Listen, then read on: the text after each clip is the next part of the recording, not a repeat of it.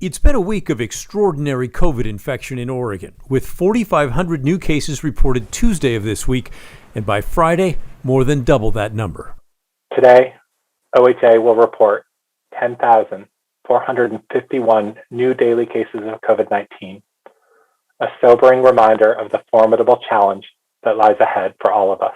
That's state epidemiologist Dr. Dean Seidlinger. He said the actual number, including home tests and those who don't know they're infected, is at least 50% higher. For context, before Omicron, the previous daily record in Oregon was about 3,200 reported cases, set last August. The skyrocketing case numbers now have health leaders worried that hospitals will be overwhelmed. Yes, they have said that before, but now they're taking action. In what may be the first time in state history, the health authorities sent hospitals procedures on how they should ration care for the very sickest if there are no other options.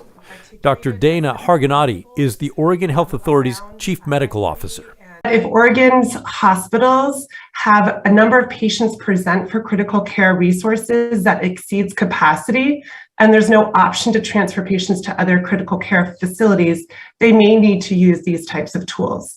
The procedures, called a crisis care tool, can only be used in the most extreme crisis when hospitals run out of other options. And to be clear, we're not there yet. But the state put out the procedures because they worry we might need them soon. They require hospitals to notify both the state and the public that triaging of patients has started. A triage team at each hospital will assess patients using objective medical standards.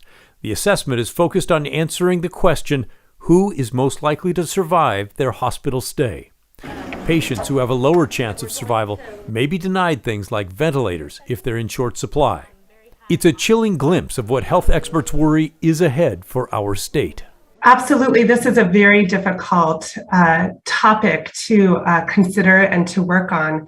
You know, as a practicing pediatrician, and I know among all other healthcare providers, our goal is to do everything we can to take care of patients in the best way possible. With the rise of Omicron in front of us, we recognize there could be a future point that the resources we need to do this are limited. Out live now, Governor Kate Brown today said she will activate as many as 500 National Guard troops over the next several weeks to help with hospitals. They were activated last time during the surge and were very helpful. These will be non-medical, non-surgical type folks, but they were very helpful, and I'm sure they'll be helpful again during this surge. Yes, back to they you. were. And Pat, you know, we talked about the number of cases, but the test positivity rate has also seen a change. Right, and that's a really good point. You know, there was a huge number of tests that were reported today, 52,700. So that's a lot, and it would be reasonable for people to say, well, sure, there's more positives because there's a whole lot more tests. But check this out. I went back and looked at the last positivity rate for early December, so December 12th. The positivity rate was 4.8% of all the tests that were run that day. As of today, the positivity rate of those 52,000 tests, 21%, 21.5. Wow. So that shows you why things are going up, and it also shows you why the hospitals are so worried, because even if this infection only finds, you know, those people, a small number who are the most vulnerable, there's so many people included in that small piece that it could overwhelm the hospitals.